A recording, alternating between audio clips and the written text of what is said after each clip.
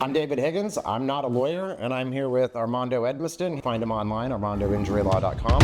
But we're going to discuss what's going on with Progressive giving money back to people in Florida. This is a big thing. I've seen it come out. A lot of news reporters are talking about it, and it seems almost like good faith from the insurance giving us money back. What do you think? I think it's absolutely preposterous that they've put a spin on this. Like Progressive is giving money back. Progressive is a for-profit corporation, David, okay? Which means that the way they make money is by taking insurance premiums in and paying out as little as possible. When's the last time Amazon has given anybody back any money? When's the last time Microsoft has given back any money in the amount of profit that they make? So I think that this is all a sham, and I think that the way they're spinning it, that now because of the tort reform that passed in 2023 with HB 837, where they're claiming that because of that bill that we now have less frivolous lawsuits, and now that has parlayed into giving money back to the citizens. What they're not telling you is that there's an actual law that requires insurance companies that if they're so profitable that they have to provide refunds, and that is what is happening today. Yeah. So I'm going to read this quote. This is one of Governor DeSantis's actual quotes. Florida insurance market is stabilizing with decreasing auto and home insurance rates, and frivolous litigation is declining. This year, Florida's top 5 insurers are averaging a 6% rate reduction. I think that's kind of hilarious, right? 2023, we had a 31.7% increase in our rates. 2024, we had another 4.5% to 5% increase. So legitimately, in 24 months, 37.36% increase. So a 6% decrease? Yeah, they're still getting an extra $33 per hundred out of us than they were 2 years ago. I mean, just ask anyone to pull their rates, right? Like pull their bills for the last couple of years. And this, by the way, David, is not just for auto insurance, right? Rates have been crazy for homeowners, right? Commercial policies. All of them have gone up, okay? So they've raised 35%, 37%, you said you quoted, and now they're giving the public back 6%. That is not a deal. So what do you think of the frivolous lawsuit idea? Because the whole topic point I think they're going after is, well, there's fewer lawsuits, there must be less injuries. Well, I'm not sure that is what they're getting at. What I think that it's important for people to know is that frivolous lawsuits don't happen, right? Because we have laws in place to where if I file a frivolous lawsuit against a person and they're represented by an insurance company, there's statutes that will punish me for filing a frivolous lawsuit, right? I can be fined. I could be enjoined. I would have to have a public reprimand. Like you don't see that, right? If I file a frivolous lawsuit, then there's repercussions. So I think that his statement that this law decreased the frivolous lawsuit is inaccurate, right? So we still have the tort reform changed a couple of things. Number one, it changed the fault. It shifted fault, right? So now if the person bringing a claim is 51% or more at fault for the accident that a jury will determine, you now that gets zero. So prior to that, the law, I could be 95% at fault for the accident, and you could be 5%. I could still recover the 5% that you're at fault. Okay, that was called a comparative fault state. Now we are a modified contributory fault state, right? So people are still getting injured, and now the insurance company is not having to litigate this issue, right, of 90%, 60%, 70%. All they have to prove is that you're more at fault than I am, and then you get zero. And they also cut the statute of limitations in half. They cut the statute of limitations. You used to have 4 years to be able to bring a claim, and now it's only 2 years. So I would look at it like if I were in an accident and seriously hurt, I'd be going through therapy, surgeries, whatever I needed to go through. But that was a 3-year process. You could still file the claim if the insurance was going to still push back. But now I only have 2 years. So how does that affect people with their severe injuries and recovery? Well, unfortunately, right, we now have to make a judgment call sooner, right? So for us, we only file lawsuits when somebody has been permanently injured. That's one of the requirements in Florida, right? You have to be permanently injured. If you're not permanently injured, we don't have the right to go to the courthouse. So now, depending on in your treatment how far you're going, we have to make a judgment call. Do we believe you're going to be permanently injured? And if we do, are we going to be preemptive, right? We're going to have to file sooner, and then we're going to have to see how it shakes out. So basically, like bumps and scrapes, not going to be able to do anything with, but bulging discs, herniated discs, these are permanent injuries. These are, well, you can be permanently injured with a herniation or a bulging disc, but believe it or not, some herniations, some bulging discs are asymptomatic. So really, it's going to come down to what does your imaging show, how do you feel, and what are your limitations? Okay. So we have PIP insurance. It's mandatory here in Florida, right? Yes. So whether you're bumped and scraped or have the herniations, you're going to need to be checked out after an accident. Right. Just to so make you have sure. 14 days to do that, to be exact, right, David? So one of the things that we get a lot of is that people are an offender bender, right? Like you say, they have some aches and pains, and it just slowly gets worse over time.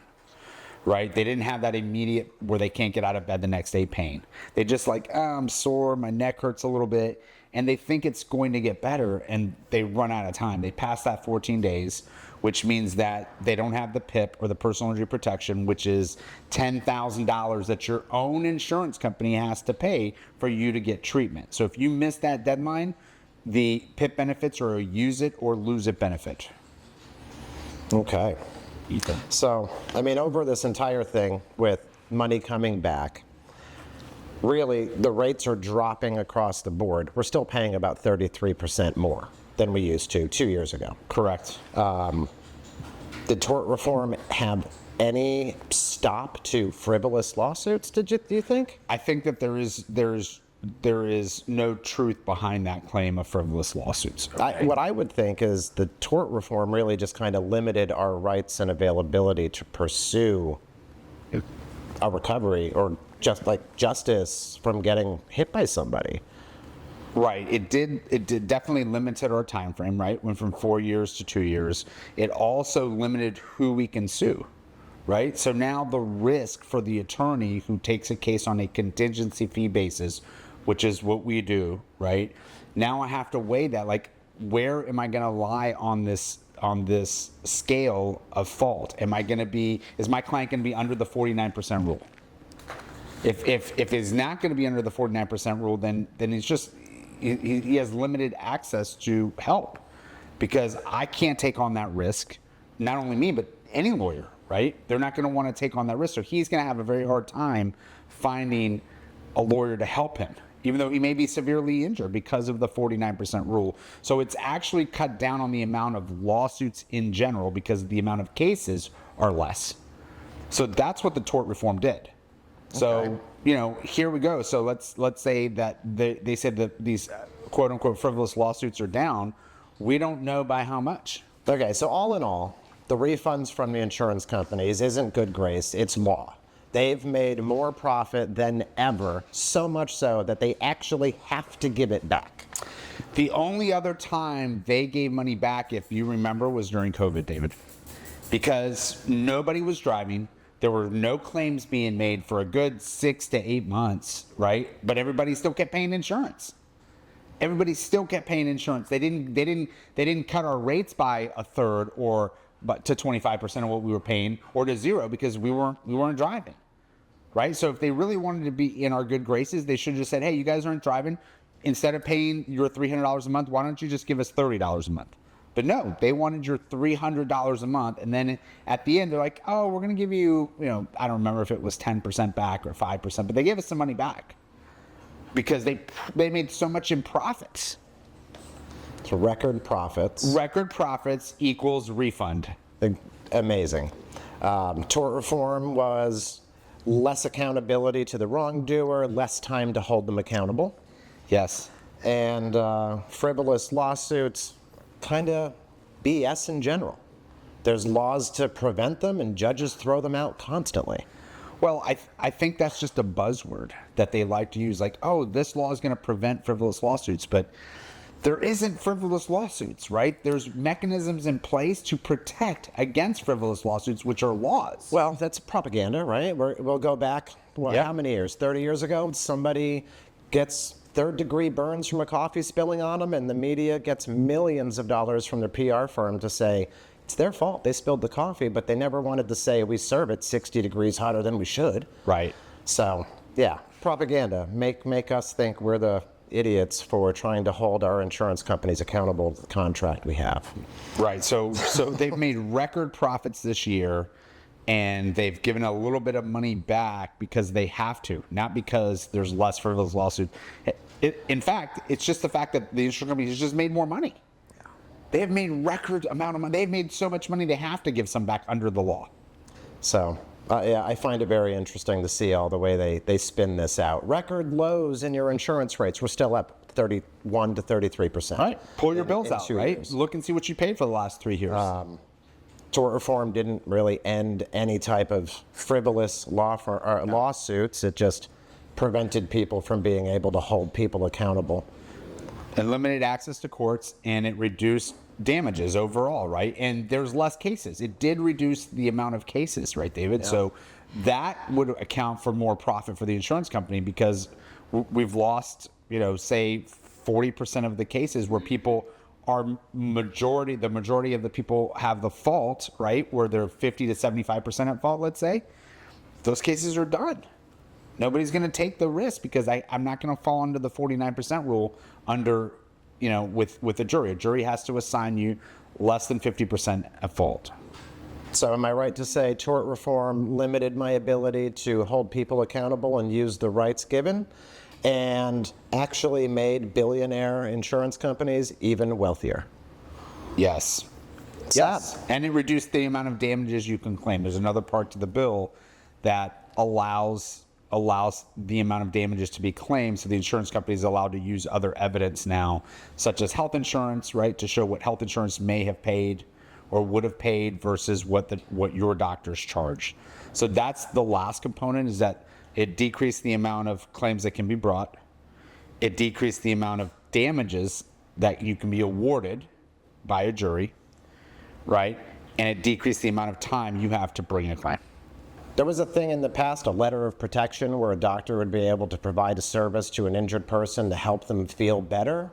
And how did that get impacted? And how did that affect doctors being able to serve patients who were injured by other people? So what happened is doctors used to want the patients to sign what's called a letter of protection, which would protect the doctor, right? He would wait to get paid out of a settlement or a verdict.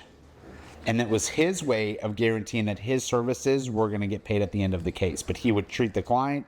He would take the risk of seeing the client. He would take the time, right, to be an advocate for the client. And then at the end, he would get paid. So now with the new tort reform, right, letters of protection are basically not going to be used by doctors anymore, right? So they've taken those out. And now what they've done is either deferred payment agreements, is what they called, right, where they enter into an agreement with the patient that irregardless of settlement or jury verdict or anything, you're going to have to pay over the next 5 years, let's say, right? You're now going to have to start paying for your medical care while the case plays out. Even though it was someone else's fault. Even though it was somebody else's fault. Yeah. And doctors used to be able to say, you know what, I'm going to help you. And now that's kind of gone because of it. Well, doctors used to say, hey, I'll wait till you get paid from the settlement or a jury award, right? And we'll take the risk together. And now they're not going to do that. Yeah. And I'm going to go back one other point to the frivolous lawsuit idea, right? Yep. You're a personal injury attorney. You work on a contingency basis only. Yes. I don't think people really understand what that means, understanding that every single dollar spent on that case comes out of your pocket. Yeah. And you don't profit unless you win. And if you don't win, you just lost all of that money trying to help somebody. And the time. And the staff and everything else. Everything that goes into a case. And that is why we charge a contingency or a fee, right? Sometimes people are like, Why do personal injury lawyers charge 33 1/3%? Why do they charge 40% of what a jury or settlement is awarded to me? And I say, well, one is you're paying for the expertise of the lawyer, right? It's not cheap to go to law school. It's not cheap to run a law firm, right? And if you want the best, right, you want somebody who knows what they're doing, then you have to pay for that, just like you would in any field, right? There's doctors. I never hear like, hey, I'm gonna go have a heart transplant.